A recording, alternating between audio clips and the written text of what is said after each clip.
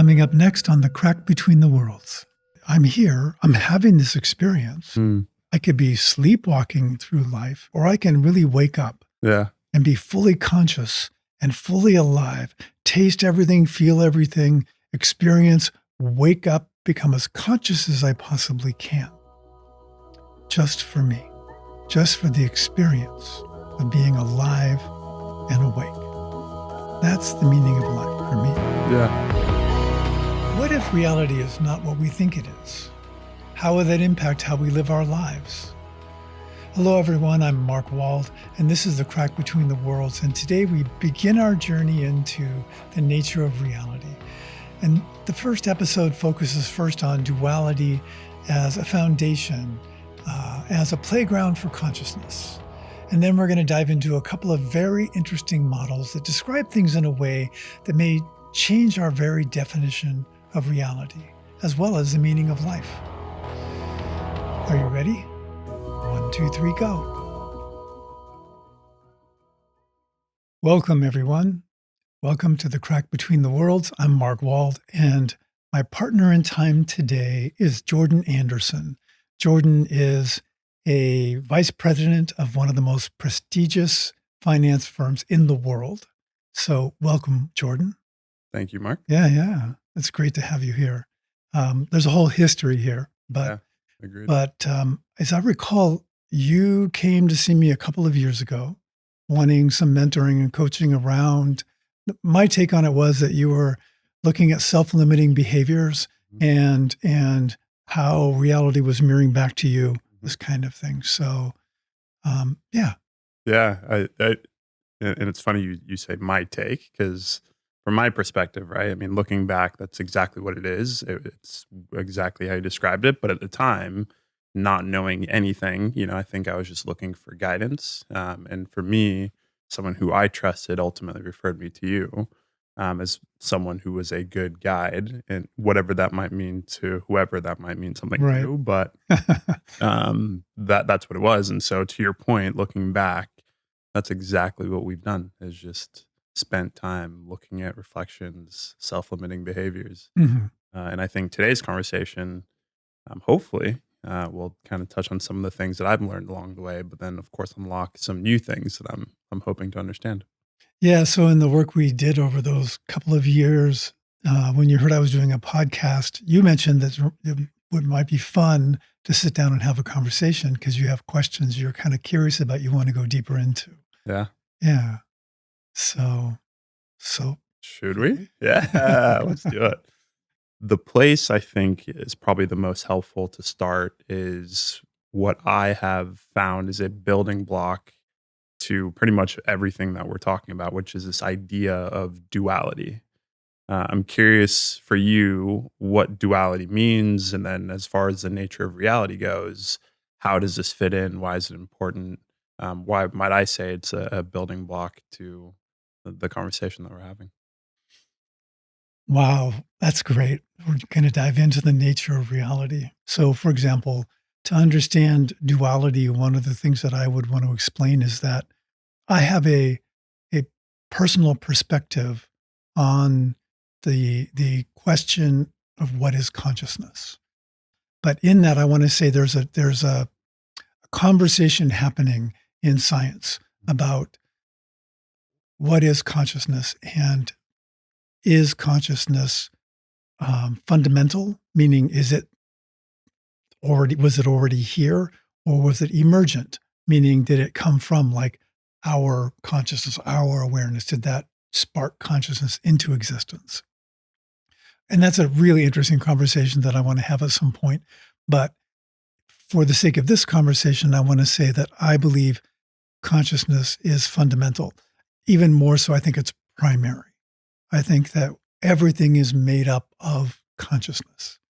Consciousness is the foundation of everything, in my view. And we can talk more about that. We'll go a little deeper into the nature of reality in this conversation. But if consciousness, for example, wants to become aware of itself or wants to experience itself, none of that can happen in non-dual world. We need duality to have experience. There is no good or bad or right or wrong to experience. There's nothing to experience if I don't have something to have the experience with. There's nothing to be aware of if it's just me. In fact, if it's just me, I can't actually be aware in that kind of way.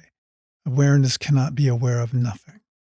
So, in order for the reality we live in to exist, it requires something other than itself. Okay. So for example, you and I have the experience, you have the experience that you're something other than me and that I'm something other than you. Yep. And I believe that's an illusion, and I'm not the only one who believes that, but it's a necessary illusion for awareness and evolution of consciousness to unfold.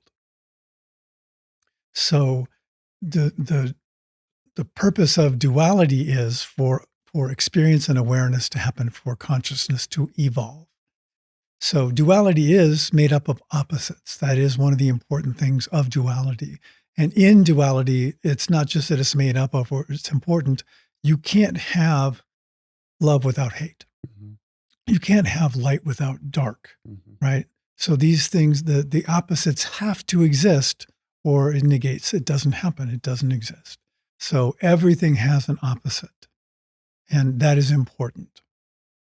Okay, hold on. Let's do a quick definition drop around polarities in duality so we have a really clear understanding how this works. And so to do this, do a quick thought experiment with me.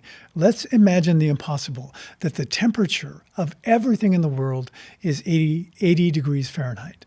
It has always been and always will be 80 degrees. And that includes body temperature, air temperature, water temperature, everything. It doesn't fluctuate. At that point, the word temperature would disappear. It wouldn't hold any purpose. In fact, there would not be an idea of hot or cold or warm. It would just collapse. This is how you can't live without the polarity for something to exist. Does that make sense? It does. And one of the things I think for me that ties it so close is what you said. It's like the self versus non-self, right? Mm-hmm. I have a clear idea of there's a specific person who's experiencing this, and they're separate objects, and that's where duality probably exists, right? Is that like friction between those two things? So duality is the playground where all of this happens. Okay. And whether it's, I mean, we don't even know if it's actually real. We don't really know what real is. We're made up of these atoms that are basically energy. That's all an atom is. There's no solidity in the things that make us up. We're made up of energy, vibration, probably intelligence and intentionality and consciousness and so on and so forth, but it's energy. So we're made up of nothing solid. So this is all this sort of is this thing that renders, it's all sort of happening. And it is the playground where consciousness gets to evolve in. Makes sense so far? Yes and no, right? The thing that comes up that's like feels contradictory is that nothing is solid. And I get that perspective, and I don't necessarily want to tie down too much on that. But if we think about what we just said for duality, there's me and there's something separate. And so for something separate to exist, there almost needs to be some sort of solid aspect, at least for my brain to comprehend. Right. So yes, it makes sense, but that part I think is sticky for me. It is. It's a sticky place, right? So just the idea that there is a you and a me is an illusion, right? Yeah. I mean, we're just energy. We're just consciousness. And your responsibility in this world is that consciousness, the consciousness of Jordan, that you are made up of that. That is your intentionality, your intelligence. You are that part of consciousness. You're evolving that in this duality. And I have this, it's kind of like what Buddhists call karma. Okay. And we'll get into this when we talk about the different natures of reality, but it's an illusion. So the solid thing that we feel here is made up of nothing solid. So it's kind of an illusion. Okay. It has to be here, but it renders this way. Yeah. but whether it's actually real or not is a big question mark. Okay. Yeah. That's helpful. It almost feels like we need to go into the models now, right? To Yeah, kind of start to add some of this, the meat to the bones. I get the idea of duality. To your point, it is a building block to the way that we think about everything. sure. I'm curious, unless you have additional things you want to say about duality, but I'm curious the models. You even touched on karma a little bit and Mhm. how that might fit into the various natures of reality. So I'll pause there and see what you have to say. Sure. So there are a variety of different models to what reality is. Mhm. One model is that this is all real, that this is all the universe is just the universe. It just happens to be here. This planet happened to become here in this solar system, and the moon just happened to be there, which just happens to make the planet livable. If Mhm. it didn't exist, Exactly. it wouldn't be Yeah. the same thing. And that it all just happens to be here. It's a happy accident. Yes. And from that perspective, we could easily say that that there may be no meaning, right? If I sit in that scientific version of reality, Yeah. I would say it doesn't sound like there's a God. It doesn't sound like there's anything unfolding or any meaning to this. It is just happening, right? Yeah. Yeah. So from that perspective, when I sit in that chair, I say to myself, Nothing has any, there is no meaning. It's an illusion. The meaning is an illusion, right? We give, like you said, we had a conversation earlier where you talked about the meaning of life. And your comment was that, we give everything the Yeah. meaning that it has for us. And Exactly. that is true, Yeah. right? Okay. So you mentioned a model, right? That is a model. Right, Um, I don't know that I subscribe to that model, right, right? Like, right. for all the reasons that you just said. Mhm. I'd be so curious to talk to someone who does subscribe to that model, right? Just to your point, like the sun has to, or the earth has to rotate at an exact speed, and the moon has to be an exact distance away, and the sun has to be an exact distance away for it all to work. It's like, okay.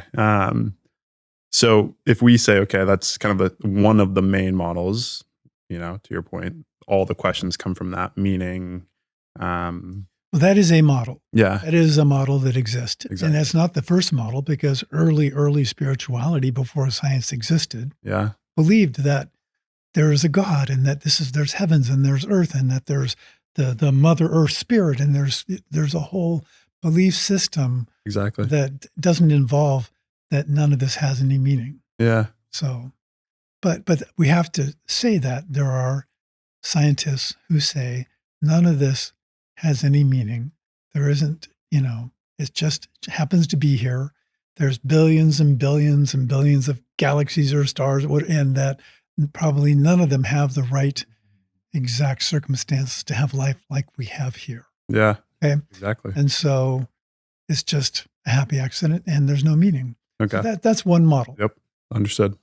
So the other two models, and there are more, Yeah. but I'm going to talk about the two that I'm very passionate about. Okay. And one is called the simulation theory. Hmm. And again, everything, just so we're clear, everything we are talking about, everything is a model. Hmm. We have no idea what the nature of reality is. We don't even know what the self is. Mm. Yeah. It's all No a is a model. key word. You're right. It's Yeah. a model. Exactly. So these are models. Yes. So simulation theory, which is the theory that I had the most resistance to initially, and I can talk about that a little Yeah. bit. And the other one was the theory that I came up with. I shouldn't say I came up with it, came upon me or that I attached to or knew about probably over 30 years ago that just was like, yes, this is it, which is dream theory. Okay.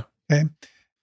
Is there one in particular that excites you? Both do. Mm-mm. Simulation, I think, is a great place to start, especially because of what you mentioned, this idea of you had a little bit of resistance to. I'm Mhm. curious, what the resistance was, why you had the resistance, and ultimately how you got to a place where you're like, okay, great. So the the fundamental aspect of simulation theory is that the world we live in behaves like a simulation. Hmm. Okay, some people would say that they could prove that it is a simulation. I don't think that that's the point. We can't prove anything. We don't know. But in many ways, it behaves like a simulation. And so think of the movie The Matrix, the idea that there's a literal simulation. We're in a computer program. Mhm. And the struggle that I had with this, I'll go into more about what it is, but the struggle that I had with it is that it didn't become popular until after The Matrix was made, The Matrix is a great metaphor on many levels of what is consciousness, what is the nature of reality, are we sleepwalking through life, subjects that I love. Yep. But it wasn't until The Matrix showed up that people started talking about simulation theory and it became a big thing. And it just seemed like a fad thing to me. And I don't want to believe, I don't want to believe, I don't, it's hard for me to imagine that The Matrix is really happening here right now. Okay. Okay. Yep. It's possible. Yeah. And I'm not saying it's not possible or I won't believe it Exactly. Yeah. but it's not something that I would have picked up on and said, this is it. Yes. But the more that I look at and research and study this stuff, the more it behaves like a simulation. How is that different from the simulation that we see in the Matrix? Well, there's an intention behind it, right? Yeah. So behaving like a simulation means we understand what a simulation, how it works. If we understand that it behaves like a simulation, whether it is or not, Mm-hmm. we have a way to question reality, a way to then look at it differently, a way to to navigate it differently. Mm-hmm. Right? The rules change. We're not limited to the rules we think. It's like that moment in the Matrix when Morpheus tells Neo, do you really think that your muscles in this matrix have anything to do with the strength you have and how fast you move? And it's like he's trying to get him to see and feel, to take it differently. His understanding of that means he can break the rules, right? And you're familiar with that. Yeah. So to be able to understand that it behaves like one is different than saying it is. Yeah. And that's where I struggled. Yep. Right. The understanding it's a model, that it can behave like the Matrix. Yes. It behave like a simulation. It doesn't mean that it is one. Hello, everyone. Thanks for watching. If you're enjoying the show, please remember to like and subscribe. And if you have any ideas at all about the show, please leave them in the comments below. We'd love to hear about it. So thanks for watching. On with the show. So some of the ways that this behaves like a simulation. Mm-hmm. There's an experiment called the double slit experiment where they were looking at photons, Mm-hmm. and which is light particles, Mm-hmm. and focusing it through double slits. And so noticing the pattern that it makes on the other side of the slits. It's like you're shooting peas or something through these. It would make a pattern on the other side. Yeah. Okay. And we know that light can be a wave or a particle. Mm-hmm. And a particle is a physical thing. Mm-hmm. A wave is a potential. It's not a physical thing. It's a potential for something. Does that make sense? It hasn't, or what they call it, collapse. It hasn't rendered. It hasn't collapsed from this wave of energy into the particle. Okay. It's just this wave. It's just kind of this potential. Yeah. And so they noticed when they weren't measuring or paying attention to or consciously aware of the experiment, when they left it to itself, that the result of the photon test in the double slit experiment was that it behaved like a wave. That instead of having the double slit patterns on the other end of the experiment, they had this sort of like wave interference pattern. So then the wave pattern shows up, which means it isn't actually a thing, right? It's just a potential. Yeah. And when they were measuring or paying attention to the experiment, Mm-hmm. that it shows up as particles, and you get the particle Mm-hmm. experience. So then there's a theory that says if there isn't anything being aware of this, then it doesn't really it isn't rendered. Mm-hmm. It hasn't collapsed into the thing. Mm-hmm. And so this is what happens in a simulation, Mm-hmm. right? Is that if you've put on a VR headset, right? and you have it on and you're looking forward. And if you turn to the right, another scene renders over here. Yeah. It wasn't there until you paid attention to Yep. it. And all kinds of computer games do that. Yes. Exactly. So the potential for it is always there, Yeah. but you have to pay attention to it, right? Yeah. And then it renders. And so this is one of the ways that this reality behaves like a simulation. Okay. Yeah. Another thing that behaves like a simulation, well, first of all, there's a quantum speed limit. So how fast things can happen, there's literally um, a time that it takes for it to happen. Mm-hmm. So when something renders, there's a speed limit. It can only render so fast, Yeah. which is just like what happens in Simulation. right. There are Planck units, which are like equivalent to like pixels. There's the smallest size of something that something can be, Mm. and just like a pixel or something like that. Yeah. So these things are very similar to what happens when you have a simulation. There's also limitations. So the speed of light is a limitation. Yeah. We know, we believe there's something out there. We can see that there's this whole universe out there, but we can't actually find it. We can't Mhm. actually go see it. There's a speed limit that Mhm. we can only go so fast, and we can't get very far, which is what video games and simulations do. They have limitations, so you can't get beyond certain experience. So does that make sense? It does. I mean, and it's interesting. I don't know that it necessarily applies, but it's now the question's like, do we create video games in a way, because inherently we experience this thing that is very much like a simulation, and it's just a continuation of this. It's an evolving of our experience. So I'll put that to the side for a second. Going back to this theory, this model, I love what you mentioned about the Matrix, right? Like the scene where Morpheus asks Neo, like, "Do you really think your body, like it's that thing?" I'd like to take it further, right? So you're right in the sense that, like, sorry, Lloyd, that both act like a simulation. A lot of what I experience based on what you're sharing feels right. So, like, for example, if I know I'm being observed, my behavior changes, right? Versus Sure. if I'm not being observed. To your point about like me turning right, like I don't know what's there until I turn there, and so it renders. But what do you do with all this, right? That's a great question, and I do want to come back to that. Yeah. That's when we come because I want to answer at one time for all Okay. of the things we're talking about. Okay. Is that okay? Yeah, it Yeah, is, but yeah. it feels like such a big It is. part to simulation, like, because it's like, okay, like I get it, like it does, and you can look at multiple ways that it does, but without, I guess examples or so I'll pause there though. And what you said also is really important. There's a way that what happens inside is mirrored outside and vice versa.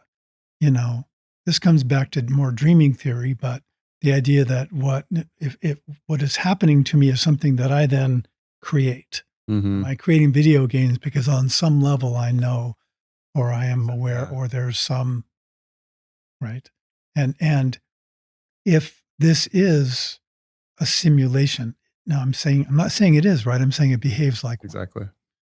If it is, then this is a simulation that is experimenting with artificial consciousness. Consciousness is unfolding here on some level. It's like, what an interesting experiment this is. And we have the illusion that we're an individual and a self. We have the illusion that we have choice, but that's a really interesting way of looking at it. Like, what is the meaning of life if this really is a simulation? And what kind of simulation is it? So I don't want to go too deep into that because I don't think it's important to define it as a simulation. When I hear people say, oh, the double slit experiment proves that we're in a simulation, it doesn't. Mm-hmm. What it does prove is it behaves like one, and that's worth noting. Mm-hmm. I'm not going to jump on the train of, oh, this is so cool. We're in the matrix now, Yeah. right? I'm just more interested in understanding. So it behaves like this. Interesting. So why ultimately do you buy into or believe this one for yourself? Like, why is this an important model for you to engage or understand reality? Well, I would say that when I experiment with that, first of all, it lines up really nicely with the dreaming theory. Mhm, They're very similar. They come from different intentions, mhm. but they're very similar. They're both really on some level about evolution of consciousness. There's a purpose. There must be something unfolding here if this really is a simulation. Okay. Okay. Yep. And we can talk about that. Yeah.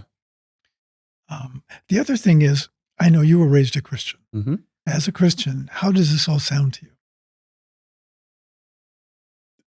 I mean, the entire conversation would be, what my mother would call blasphemous, right? Right.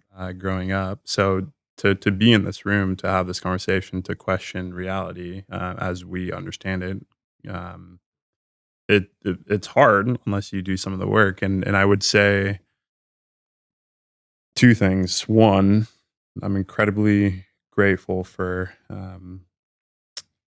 Sister Teresa in, college. She said to doubt, and then you can find your path, because I think that's an important place to start, just question. Um, but in the questioning, you have the, potential to lose yourself, right? Like, I think once you start to take away some of the things that you knew were certain, then you say, "Okay, well, what is what is certain?" Right? Like, Right. going back to Right. this idea of, well, if there is no meaning to life, what does that actually mean? Right. And so I think that's, for example, the simulation theory, this idea of there's an intention and that consciousness is unfolding. It starts to help you, I think, create your own. Right. But that's what comes up for me, right? Is this the sense of fear of turning it off, of being like, like this is just another way to pull me away from what I know to be true. Mhm.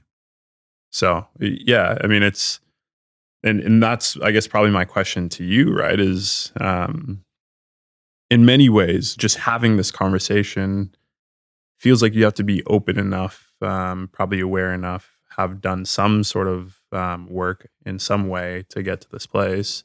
But what would you say to someone that's kind of still holding on to, and to your point, like models are models. So Right, right.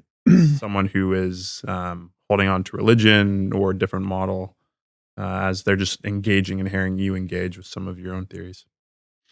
So, 2 things. One, I think that religion is a way to make it understandable. It's a mythology Okay. from my perspective. And I'm not saying that it isn't real.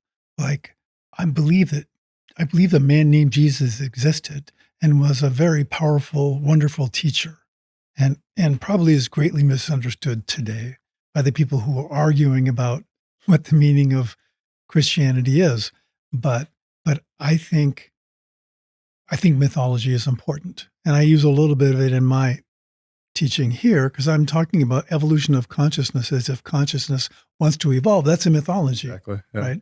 But what's interesting to me is when I understood dream theory, which we'll talk about, and especially when I understood simulation theory, it made me believe in God more. Why? So, and this is not just the Christian religion, but Yeah.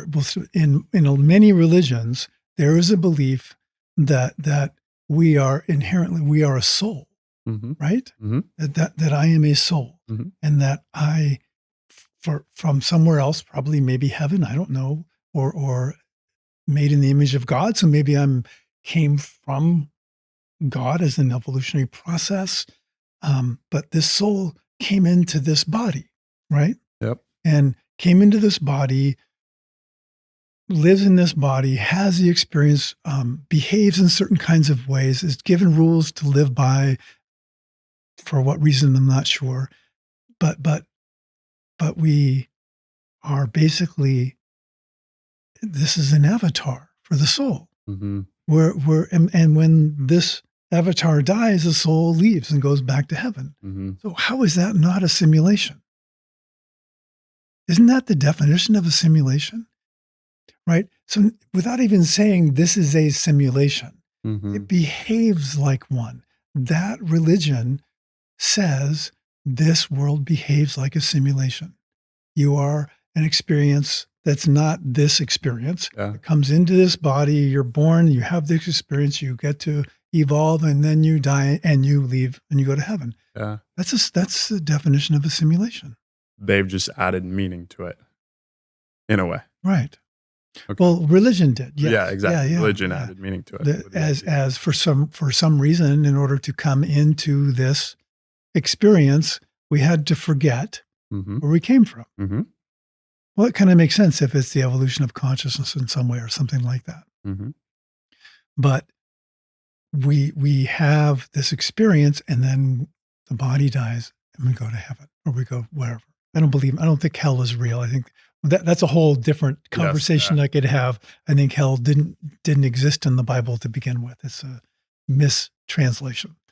So, but the idea is that we are something that came into this body as an avatar to have our experience. And then the avatar dies and we go back. It's like a simulation. Mm. So when I see it that way, I think, oh, wow, this really is. And you listen to people who have near-death experiences, many of whom are Christians, Yeah. many of whom talk about going and they're met by somebody. In many cases, the somebody who meets them says, and they call them by another name, for example. They're like, that's not my name. And they would say, oh, yeah, that's right. You don't remember anything, do you? Right. And then they say, you have to go back. You're not done yet. It's like, oh, so they come back and they've learned something and they come back and they have more experiences in the avatar and the avatar dies and they leave. There's something happening here in that model that behaves like a simulation. So this to me is in some ways a danger of this theory, because then the question just says, okay, well, what if everything is a simulation, right? So in some ways, what if the person who's experiencing that near-death experience comes up with this thing, and that's just a simulation of their own psyche, consciousness, giving them something in a reflection, right? So it's not actually, a heaven or a spiritual experience. It's just this thing that's like, hey, let me try to make it, this thing for you. But it is all just something that you ultimately, at the end of the day, in some way, can just pull a plug on, right? For us, then you're like, okay, well, what does that mean for me if we live in this idea, in this world of simulation, where it's like, hey, this is just unfolding. I'm not sure that that's not better than the idea that we don't live in a simulation and this is all just meaningless. Let's say that this really is a simulation and somebody could pull the plug at any time. Mm-hmm. Okay, so I'm not even really real. Mm-hmm. Maybe I am an avatar, and there is a being that exists outside here that this consciousness is going to go back there. Mm-hmm. Okay, but why does that matter? I'm here. I'm having this experience. Mm. I could be sleepwalking through life, or I can really wake up and be fully conscious and fully alive, taste everything, feel everything, experience, wake up, become as conscious as I possibly can. Just for me, just for the experience of being alive and awake. That's the meaning of life for me. Yeah. Right? Yep. So, and if the plug gets pulled, well, the plug gets pulled all the time. I could leave here and somebody's drunk driving their car and runs a red light and smashes, and I'm out of here. The plug is pulled. Yeah. I'm not looking for death. I'm not exploring death. Yeah. But I'm not afraid of death. Mm. I think death is the next great adventure. Yeah. Like whatever happens after that, maybe the plug just gets pulled and the circuits are gone and the illusion that I'm anything at all disappears. That's okay. Maybe I unfold into the grand consciousness and my individual consciousness goes away. That's okay. Maybe there's a heaven I go to. I don't really care. Whatever it's going to be an incredible adventure. I like that. And I think that there's a story that the Buddha does something. He just picks a flower, and one of his disciples, it reaches enlightenment.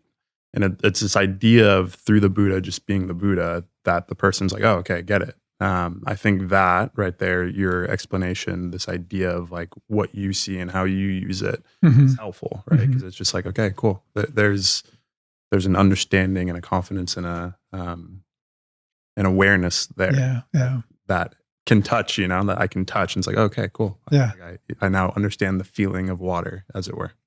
So thank you for that. So let's take a brief break, Yeah. and then we'll dive into the second part of this, where we'll talk about dream theory. Yeah. So I want to thank everybody for being involved in this journey so far, and we're going to come back with a part 2 of this. So thank you for joining us, and be good to you.